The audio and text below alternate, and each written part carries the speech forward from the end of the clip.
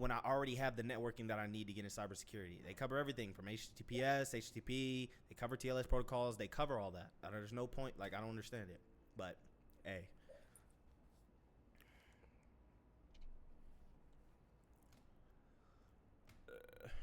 Shit.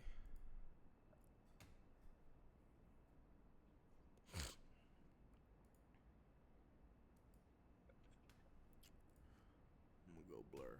Got to.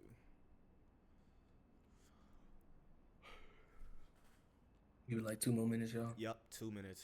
2 more minutes.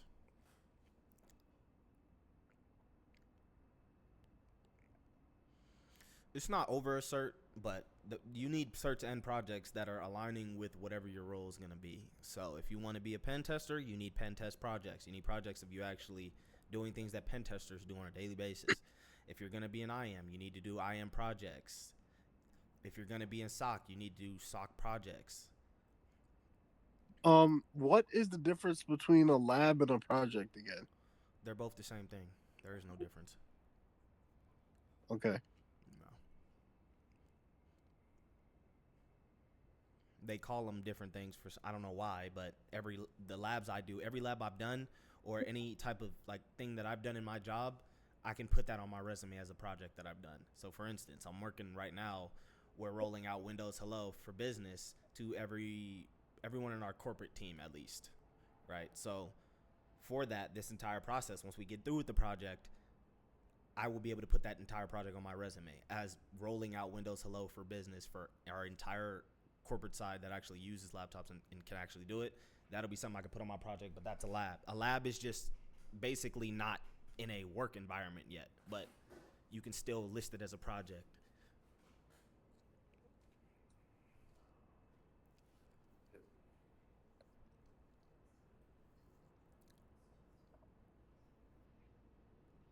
We might as well just hop right into it then, Hinks. Yeah, we just gonna hop right into it. Yeah, so we pretty much today we're just gonna open up the floor for anyone that has any questions, and y'all just put them in the chat. Y'all come on, you can just chop it up, have a conversation. If you're new to If you're new in here, cybersecurity, type one. If you're new in this chat, I see maybe 1, 2 people, a couple people that are new. If you're new, type 1. Welcome, Architect. Welcome to the QnA. Welcome everybody that joined. What's good, sweet? Welcome, welcome.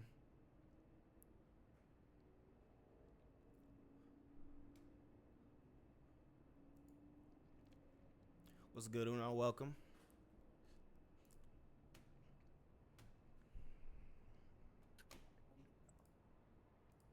all right, y'all. What questions y'all got? Yeah, we're gonna start officially. If you guys have any questions about IAM, There's one in the chat that is pretty good. how do you know if a project is good enough? Does it have to be complex to show off your skills, or it can be simple? I mean, it can be simple. There's no problem with that, but I can't even like really. How do I? There's easier projects and harder projects, but like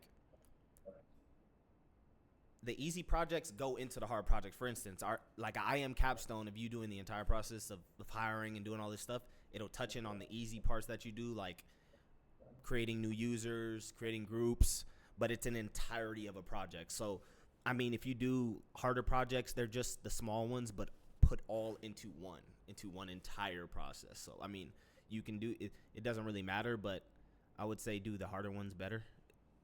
If it's harder, it's going to show off your skills better, or if it's at least for something in the job force. So if there is basically rolling out MFA or like some of the projects we have in IM Academy, from the easier to harder ones, the IM capstone literally will cover the entirety of the entire hire process. So it's either or, honestly, in my opinion. What do you think, AP? Yeah, I don't really have much to add to that. Simple or difficult projects, it depends on you. Like, the simple projects are still just as valuable as the more complex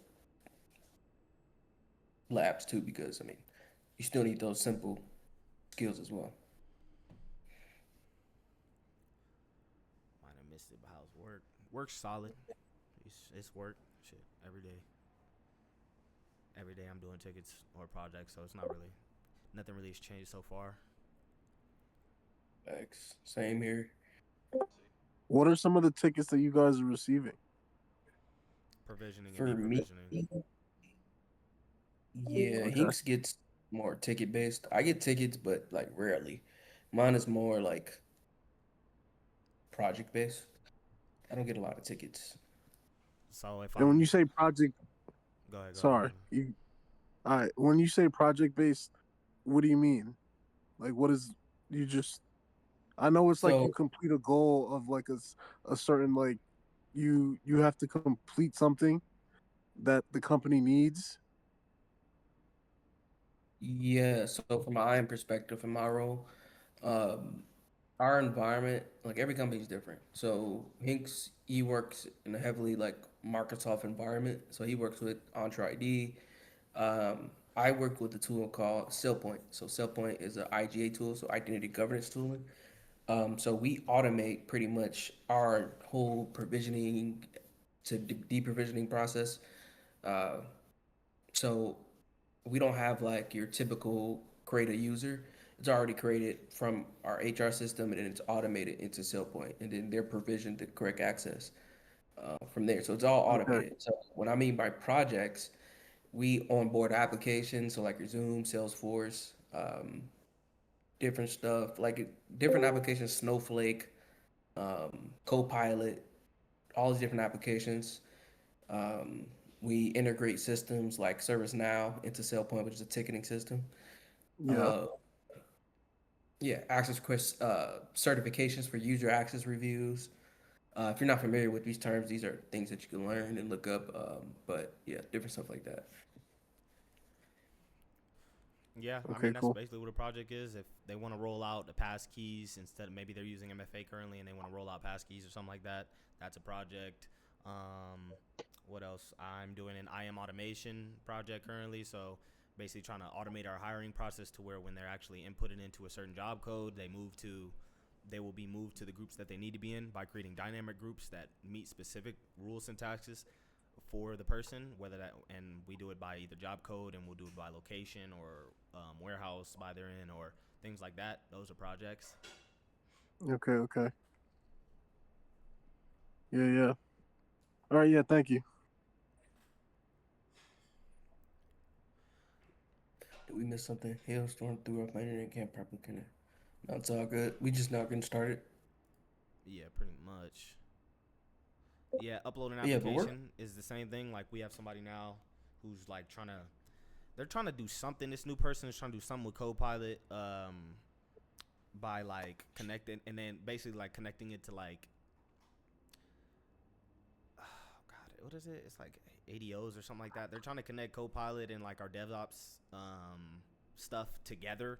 So we had to create a new application for that, which was whatever the naming convention that they came up with in the ticket, and then I create the or add the application to our applications, creating a secret certificate for it, and giving all that information to the dev people who are going to be onboarding the application or fully connecting it. That would be something that you do as well.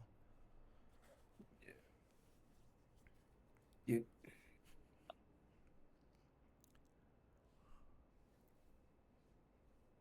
yeah, we just finished our like, and we only run these twice a year. And it was our first time doing it. So our user access reviews. So in SailPoint they call them uh, campaigns. So we pretty much run these campaigns, and SailPoint will send out a notification to all the managers, and those managers will have to review uh, the people that report to them and approve or reject their access. And based on that, like SailPoint will automate like the deprovisioning or the provision or letting them maintain that access, I should say. So we just finished that, and now it's like I'm pretty much chilling because it's like that was a big project, and now it's like I don't have a lot to do. So I may have like one or two tickets like in a month, to be honest, and then I'm trying to see what else. Oh, we're onboarding applications still, but it's pretty simple. Testing is also a big one too. Yeah. Yeah. Okay. So are you guys using Active Directory like users and computers, or is it like all on the vendor? Me, we mainly use it for Defender connects to AD, so it basically goes from HR, then implemented into AD, and then AD we have Entra and Defender. We have everything connected, so everything will be connected to Microsoft because our AD is connected. Yeah. Okay, so Yeah. Yeah. Go ahead. so like, are you like, so when you're onboarding a new user, are you doing it on Entra ID or are you doing it through Active Directory users and computers? We do it through our own SharePoint, so we do it through our own company site first. Or and Okay, by the way, I don't onboard. We do not onboard. HR will do that, or help desk will do that. They'll get a ticket, new onboarding. This person needs to be put everything his information in the system, blah blah blah blah, and then whatever roles they need, if they need elevated roles or permissions, that's when I get my ticket. okay. Yeah. What are some good project ideas you recommend doing? I can show some. Yeah, because we actually go ahead. We just uploaded a new lab actually. Give me a second. Y'all can keep asking questions, but I'm gonna pull it up. Damn, I was about to say something too. I definitely forgot. Uh, I'm definitely gonna have to remember what you said, Hinks, about the project stuff. I'm gonna say that in the interview. what? What do you mean? Um, yeah, could you like say it again? Like it was like about the projects. You said that moving from passwords to passkeys and then automating onboarding or automating. What did you say? Yeah, I'm doing an automation project basically. So moving from static to dynamic groups right now. So like we're mostly done with it, but like our company before I came there, they were more in static groups, so everybody would just be added to a group. They'll ask for something more. They didn't have an actual central process of getting approval before they just throw people into groups. We cleaned all that shit up, basically created more dynamic groups and basically setting like specific rule syntaxes for if they meet this job code and they meet this department and also this warehouse or wherever they are, then they would get certain roles. So whether that be sysadmin role or they would get not to that actually they would never get sysadmin, but getting whatever admin they need if they need an AI admin or they need what's another one? Try not to give up too much stuff. Uh, so, for instance, if they need access to like purchase orders or things like that, they'd have to be added to a specific group. So, if this person wants to have access to purchase orders or to like BOM or stuff like anything they need access to in our environment, those who work for that team or work under this manager or under these certain criteria, they would get these roles or not roles, these groups added to group permissions. Okay. Yeah. MFA is like if they already have MFA but they want something more secure, which is passkeys, then we'd roll out something whether that be Windows Hello for Business or we'd implement passkeys into our environment. So that's another thing. Okay. If you guys are all looking at the stream, by the way, AP did pull it up. If you guys can see him, what you can see on the stream, just put one in the chat so we know.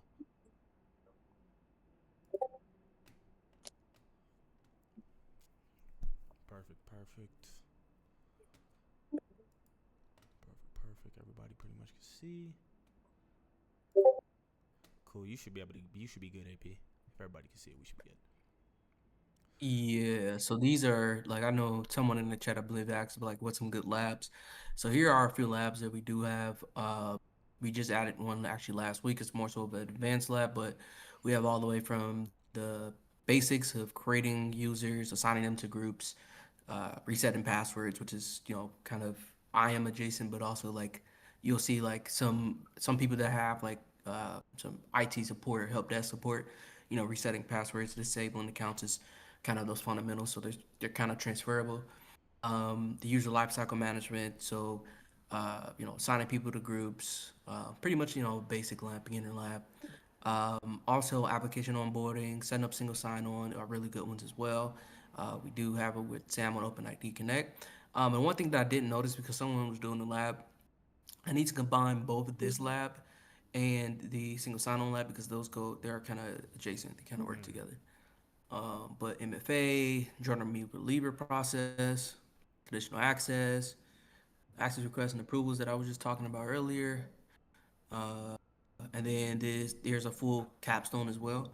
And then this one we just added the other day, um, which is a really Privilege good lab. access. Combines both Jesus. compliance and like privileged accounts, just time access, stuff like that. And if you're So asking what the difference between these are a privileged few of accounts and regular really good ones, labs.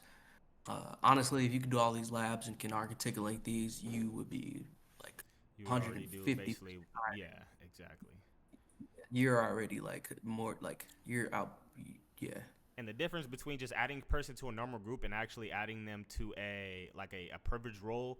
So there's a difference between groups and roles, right? Roles are already systematically inside Entra, inside CyberArk, inside any of these platforms. The roles are already there. Those roles will be sysadmins, global readers, AI admins, or things like that. So when there's a different approval process wherever company you're at is a different approval process from you just creating a user and assigning them to basic groups or triple Ring them, which is resetting passwords, sessions, and your MFA to where you have to reset all that stuff. There's a difference between that and adding someone to a global admin group. Okay, global admin, you're gonna need serious approval from either 3 or more people. One of those being an exec, like a director or someone like a CIO or something like that. You're gonna need that approval, and then giving someone a sysadmin level would basically be giving them basically the keys to edit whatever's in your environment. Global admin, of course, is the top thing. There should be less than 8 people in your company that have that role. It's usually only on a security team, and not even the CIO is getting that level of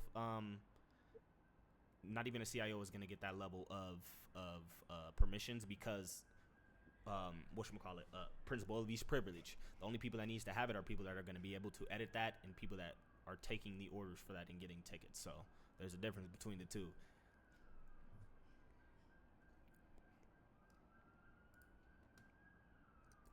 But yeah, if And you with those privilege roles, it's more so like a conditional, temporary basis. that's different.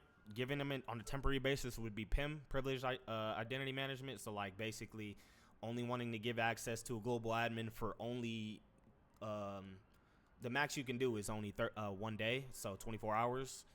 Uh, 24 hours. You actually no. You can give access for longer than that, but the best security practice is to only give it Is it for 4 hours? 24 hours because they only need it for enough time to make the change that they need to make. So it needs to be done within that day. Sure, there's other instances where certain people in the company will have it for longer than that. 99%, 90% of the time, they will only have it for the 30 days because of for security reasons. You don't want someone having global admin privileges for more than just the day that they need to make the change. And there's things like change requests they have to put in before that, and then they have to get approved for that, and then they have to also get approved for the PIM.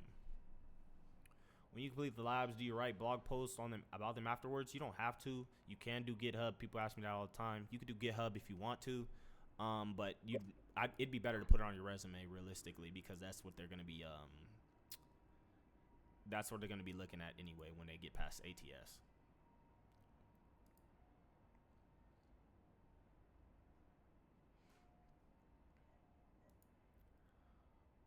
AP, if you want to hit that question for Uno. What's something people tend to get wrong while in the job process? Shit, a lot. Uh, they go get CCNA. They go become a network engineer when they're trying to be a pen tester, or maybe they go and try to learn how to be a software engineer when they're really trying to get into an IM role, stuff like that, you know. But no, all seriousness though, I would say people don't niche down. People don't really realize like there's so much power in the niche in specialization, and all you have to do is learn the specific skills and have a specific roadmap. From there, you just execute. It's not really people overcomplicate. That's the thing. I'll just put it like that. People just tend to overcomplicate the process. It's not hard. You just have to have the right skill set and the right roadmap. Simple. Yup. And then from there, it's like if you don't have work ethic to, you know, when you get into the actual interview process and like apply to a ton of jobs and just interview, and then you get a job, then it's not for you because like some like people give up because they're used to like just applying to one job and getting a job. So I think that's what people get wrong. Facts. I heard a guy today on TikTok literally tell me that he's had 5 separate cybersecurity roles, from help desk to cyber engineer to IM to SOC to pen tester. I'm like, yo, this got to be cap. There's no way in hell he's got Yeah, he 5 capping. different. He's capping, bro. There's no way in all hell this nigga got 5 separate different roles. He's saying now he's a principal something, and I looked at the profile. He's not 50, 40 years old. He's like maybe younger than me, and he's at a principal role. I highly doubt that. It takes over 10 years for you to get that type of experience to be in a principal. I completely doubt it. Especially 5 different roles. Specialization is really what you're going to put you over the top, because everybody's got all these different certs, and everybody's good at everything but not a master at something, or doesn't prove that they're specialized in one niche. And you being specialized in that one niche, whether that be, if you get Microsoft cert or CyberArk cert, when you're applying for a CyberArk engineer role, who are they going to look at? The person that has 7 different certs, or the person that has the 2 CyberArk certs, projects, and the Sec Plus that deal with CyberArk or whatever tool you're using? They're going to look at you first, unless he's prior military. If you got like a clearance or something, maybe. He didn't specify like that. Honestly, he just said he had 5 different roles, and I just told him it was L rage bait for sure.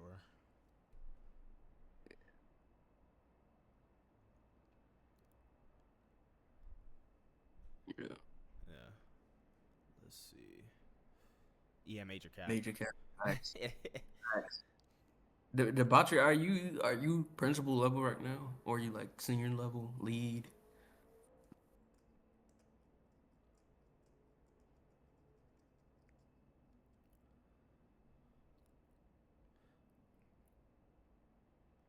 Oh, your principal level. Okay, that's what's up. Y'all need to lock in with the Batra. He knows stuff, God, y'all. he knows shit. Facts. Me He's and the Batra, architect we need to level. catch back up. We was on the What is that? call, just chopping it up for like an hour, just talking Architect about is just the highest random level shit. you can be. The highest level you can be, bro. Because even you can be a senior level engineer, but an architect actually is building out processes in the back end. Facts. Hey, the Batra, you need to go ahead and go get that CISO level. Facts. That would be hard. I'm scared of CISO level. I ain't gonna lie. I don't think I ever want to work that. It's too much responsibility. He told me he was up till he was at 5 a.m. He was up making something for the stakeholders. Our CIO had said the time before we got our director in. I was like, yeah, you got it, brother. That's crazy. I know they paying him well, but still. Yeah, I'm cool. Plus, it's too much ass kissing for me. I ain't gonna lie. Just give me my work. Let me do my work. I'm good. Facts. So, AP, did I know you were previously in GRC, but did you specialize in IM to get your role? Like, did you get certs? So no, I wasn't prior in GRC. I was trying to get into GRC, and I was trying to Oh, get into GRC. I was trying to get into cloud security. I was trying to get into IM. I was trying to do all these different routes. I was trying to get into the SOC, and then I specialized in IM because I found it very easy to learn compared to everything else. And then I got one cert. I got the SC300, which is the Entra ID certification by Microsoft, and yeah, that's yeah. only from there. I did projects, and I focused on getting a lot of interviews and getting good at interviewing because I'd already had the skills. I could articulate what I know. So Okay, yeah, that dope, was kind dope. of my yeah, yep.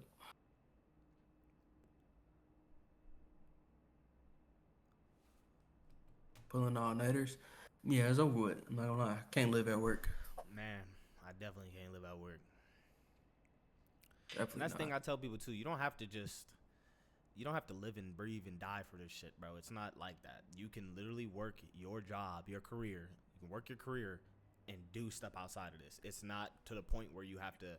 They try to paint people in this cybersecurity light where you just have to be, you know, a nerd or something with glasses, and you have to live this life, and you have to have a home labs and all of this stuff, and basically be the most secure person ever.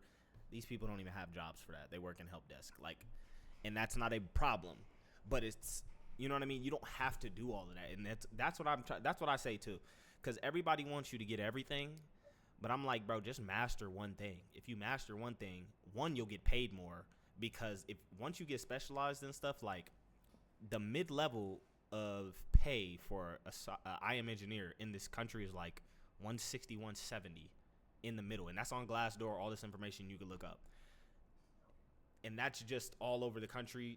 160 is literally the average in the country. We're not talking about senior roles, because senior role it goes from 125 to 220. It's something. Hold on, Google that, because I looked it up before. And this, I think Josh Madakor even put it in his video too. Shout out to bro. Yeah, Josh Madakor, he dropped the video about how to get into IM, Yeah, but he wasn't like dropping as much gems as like you guys are. I feel like he didn't really know like how to necessarily get in, but he did research, and I can tell like he like read about it for one day and then made a video. My thing is, he got AI to write him a script, because the videos are scripted, just because that's just how they do it. They're making videos, and even he said he hasn't had experience in IM. He's used Microsoft Entra, but just because you're using a tool doesn't mean that, and he's never had a role before. So I'm like, you know, anybody can just go on AI and ask them to write a script on how to get an IM job, and they'd come out with the same information. That's not my problem. My thing is, just dropped an IM video too. See, everybody's hopping on the IM wave. Even the Unix guy. I don't think Unix dude has had a job in at least 15 years. He's Facts. been That course. I promise you. He hasn't had a job in 15 years. It may say consultant under there, but we all know he's making videos, which is cool. You know what I mean? It helps bring light onto the field. But I'm just gonna say, don't throw your all into his video and then get in his course if they've never had a role in the industry they're giving out, because they're doing SOC. They're showing you how to get red team. They're showing you how to get IM. Where are they getting all this experience from if they've never worked in it? Facts. So, but IM is a real like a buzzword. It's a perfect time to get into it. Are you going to listen to your business professor, or are you going to listen to the business owner? I'll take experience over schooling any day. Let me see IM. Yeah, I didn't even watch it though. He's a grifter. Yeah. And I'm not trying to throw shame on them either. That's the thing. I'm not mad at the video. I'm just saying, if you're gonna take advice from somebody, take advice from somebody in the field. It don't gotta be me. It could be anyone. But you're better off getting advice from people that are actually in the industry, because they can answer questions about it. Cybersecurity is all different roles under one huge umbrella. You can't be specialized in everything. Closer you're gonna get is a CISO, and my CISO barely know much about IM, to be honest. CISOs are not touching anything. They are dealing with stakeholders. They're dealing with shareholders. They're dealing with all of that, and they're basically just trying to keep them happy. They're trying to keep them happy. That is their job. Everything on the back end, everything dealing with the processes and implementing things is going to be people either I am engineer, I am analyst, architect, things like that. Hold on, here we go. I'm not going to put a location, but I am The experience you have right now, what do you suggest? No, you had to put up.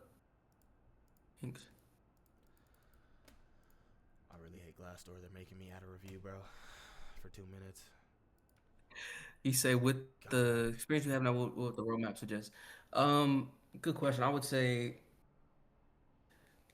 whether it be us.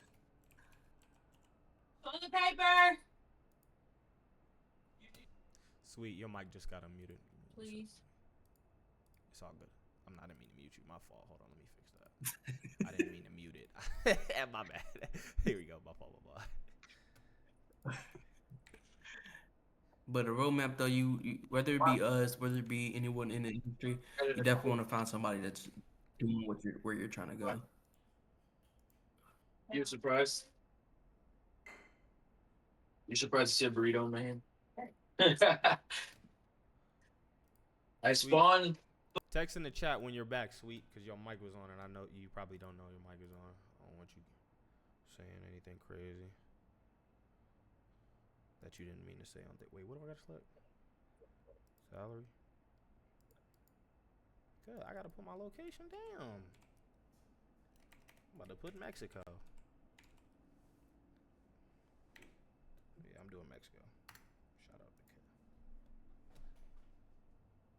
Come on, bruh.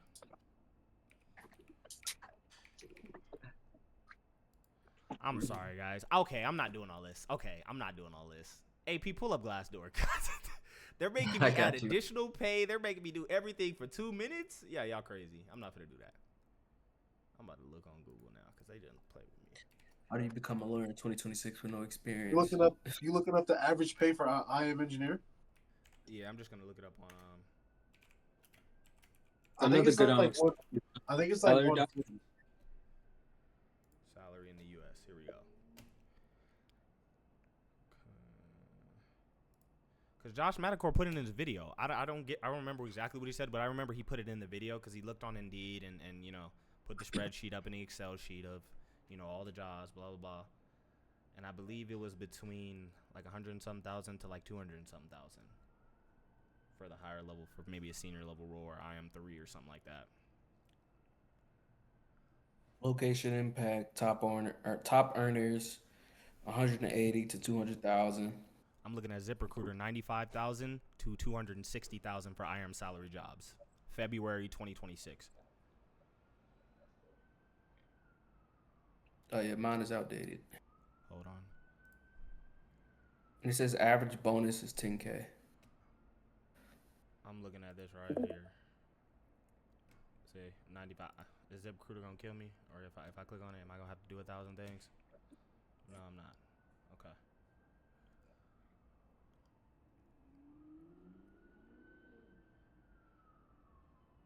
Sell point. Where is San Antonio? It also depends on where you are as well. You'll get paid more in places like New York City, Chicago, like large, like metropolitan type areas. You get paid way more for it as well. And then if you're in like, what is it? This is 10K a month, 7K a month, 80K a year for an analyst role. This is IT analyst. Yeah, okay. 61 to 90 in the range. Cool.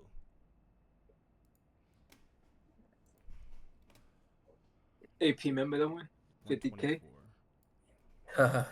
Yeah. Okay. So yeah, let's address that. So Corey had an interview with a company. They were paying 50K, and when he said that, I thought he said like 500K or something like that, and I was like, huh? And then he said no, 50K a year. And I was like, what? What's the role? And it's what was the title? It was ITS, Identity and Access Management Coordinator. Something crazy, but based on like his interview, because I was listening to the video and stuff like that, and I looked at the job description and stuff. Based on the questions they were asking him, I could tell it was one of those help desk IAM related roles. And companies, you know how they do. Some companies, they'll put an IAM analyst or coordinator or some crazy bullshit name. And when you get to the interview, it's important for y'all to ask certain questions to fill them out. Because like, hold on, give me a second. Somebody at my door. You good? I mean, yeah, you want to ask questions like he's saying. You don't want to just take everything at face value, especially if it's like they're talking about 50K for what was the exact role title, Corey?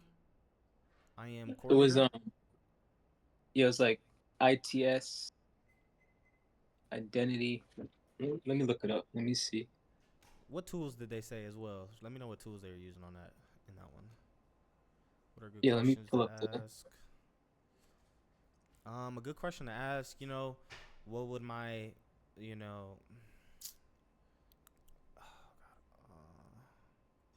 Not what is. All right, so this one, like the title is ITS, Identity and Access Management Coordinator. And then for the tools, it was like Google, Okta, Active Directory. Okta. Okay, so then they'd be using Okta mainly. I mean, where's it at? If you don't mind me asking. Sure. It's State. like at a college. Oh, it's a okay, Colby. okay, okay. It's Yeah. okay. So It's colleges, in their Maine. budget is not there for sure. Yeah. It's in Maine. Have you looked up like the Yeah. role based on like what the average like how it is to live in that area as to what the salary is? Is that even something affordable for that area? I don't know Maine that well. I can't even speak to that. Or is it still really low? You feel like? If they send me an offer for 50K, I wouldn't take it. You know what I'm saying? Mm-hmm. Cause say, There's too many cause roles where like, they're giving money out, bro. I'm not gonna lie. yeah, like, cause like even on the East Coast, like around that New England area, Mm-hmm.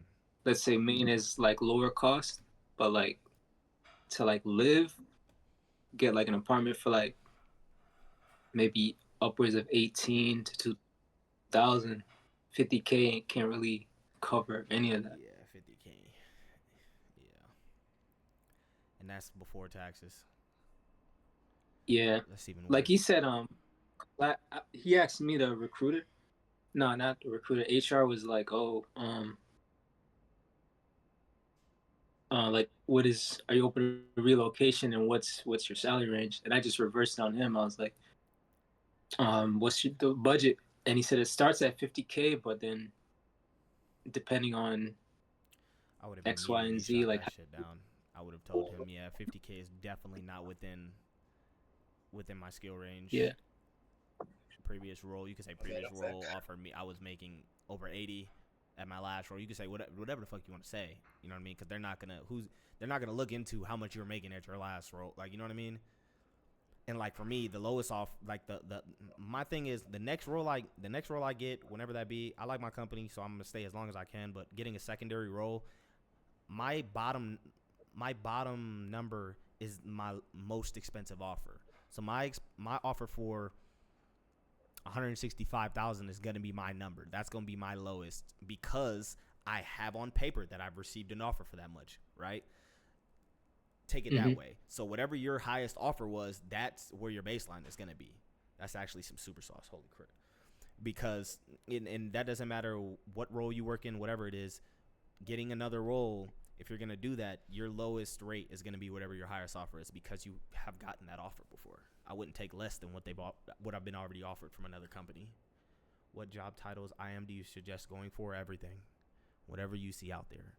I suggest putting IAM in the search engine or PAM in the search engine, and then from there, whatever the tool is. So CyberArk engineer, Okta engineer, SailPoint engineer, Savient engineer. That's what I would put. And when you're first starting out, when you feel ready to start applying, do you apply to like senior level roles too? I apply to everything, bro. I ain't gonna lie. I don't take the experience seriously because even in the analyst jobs, they saying they want 3-4 years experience. So it's really just bullshit. And they're saying, and the thing is, they say they want college degree or that level of relevant experience. You doing projects and you completing things that are done on the job can count as relevant experience. So that's why I apply for everything. Because if I'm doing projects that a senior IAM engineer is doing, why would I not say that I am proficient in what they do? You know, things like that. Yeah. That's way too low. Yeah, it is. You need to. I would counter that with 80, 90 men. Because the college is really gonna offer you the dirt cheap as much as they can anyway, just because of their budgeting. They'd want to keep as much money to put into other things that they want to. I feel like for 80, saying that's your baseline wouldn't be nothing crazy. And then after that, they would tell you how much they actually have on budget because they're saying starting is 50. They just lowballed the shit out of you. I apply to everything except architect. Shit, apply to architect too, QB. Trust me, apply to architect too. I'm not gonna lie. I don't apply to architect, King but Spotlight, yeah, appreciate it, I, man. I'll apply to a lead over architect role. Okay. Yeah, How many years of experience does your job that you have now were they asking for? 7 years of experience or six. It was 6 or 7 or something like that. Literally, no, no bad, no bad. No. I didn't. It literally was 6 years, Damn, so I bro. can't even. And you got it? Yeah, Yeah, mine was the same. engineer that one around that 6 year, 5 year mark for an engineer role. Analyst that want that 3, 4 ish, or that's what they put on there. So I just don't get why they do that. Like, if you like, how are you supposed to get experience if every job is asking for experience? you got to realize that you got to realize how this hiring process works. A lot of people don't know how tech jobs like hiring process actually work. They're authorized to give double. Their authorized payment is going to be for double whatever the salary is, the max salary is, because you got to think about it. They're pouring in your 401k. They're paying for your medical. They're paying for dental. They're paying for retirement. They're paying for, they're even paying for you if you have an injury. Your payments towards your injury of you being off the job. They got to pay for all of that. So they want you to get into the job and making them money or taking off things off people's plates as fast as possible. How do they do that? They want somebody with the most experience. They want somebody that's going to do more and take less money from whatever their budget is, basically. So if your role is like 150,000 for someone for like an IM level 3 or IM level 2, right? If they have an architect that's willing to take less money but is going to be able to do more for them, they're going to make more money as a company because of that. Finesse. Okay. Exactly. They want, and then there's this thing you'll learn on the job. Super sauce. All right. There's this thing on the job where you basically want to be at 100%. You always want to be at 100% usage, right? But most of the time you'll be at that 150 or that 200% marker of taking more on your plate than you're supposed to, of what your job description is. They want you to be at that because at the end of the day, finesse, just like QB said, they want you to do more work than what they're paying you for because they want to feel like they're getting the better end of the stick. But by adding me, I took off some from my manager's plate to get him back to 100. I took up some off of my coworker's plate, who is he's our endpoint guy, taking off of his plate and taking off even of plates of different roles in the company, different PMs, because they had PMs giving access out, and they had, what was this other guy? What does he do? He's like databases, and he's taking off of his plate. They want you to be in as fast as possible and making them money as fast as possible.